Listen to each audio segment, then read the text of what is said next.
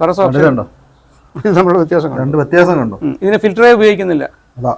Gravity segregation എന്നാണ് പറയുന്നത് ഇതിന്.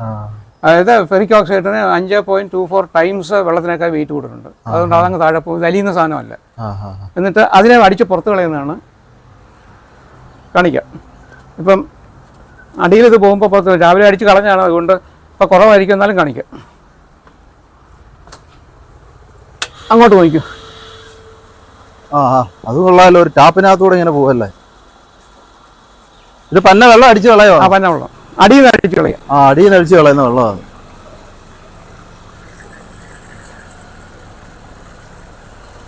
ഹായ്, നമസ്കാരം. പുതിയൊരു വീഡിയോയിലേക്ക് ഏവർക്കും സ്വാഗതം. ഇന്ന് എല്ലാവർക്കും ഉപകാരം ചെയ്യുന്ന ഒരു വീഡിയോ ആയിട്ടാണ് ഞാൻ നിങ്ങളുടെ മുമ്പിൽ നിൽക്കുന്നത്. ഈ ഗ്ലാസ് കണ്ടോ?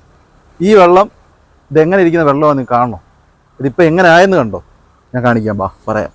അതായത് കണ്ടോ, ഈ കിണറ്റിൽ ഉള്ള വെള്ളം കണ്ടോ? നല്ല ഇരുമ്പിൻ്റെ ഒരു കളറാണ്. ഈ ഒരു കളറിലുള്ള വെള്ളമാണ്. ഒരു ഫിൽറ്റർ പോലും ഇല്ലാതെ ഈ രീതിയിൽ നമുക്കിത് കുടിക്കാൻ പറ്റും.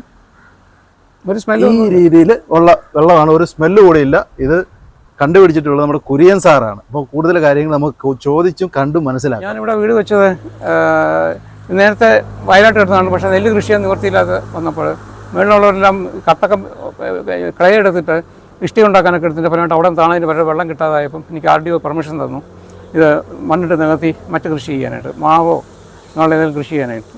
അങ്ങനെ ഞാൻ മണ്ണിട്ട് ഒരുപാട് മണ്ണിച്ചിട്ട് ബാക്കിയാണ് മണ്ണിട്ട് നികത്തി കഴിഞ്ഞ് വീട് വെക്കാൻ നേരത്ത് കിണറുണ്ടാക്കി കഴിഞ്ഞിട്ട് വെള്ളത്തിന് ഒരു പഞ്ഞവും ഇല്ല.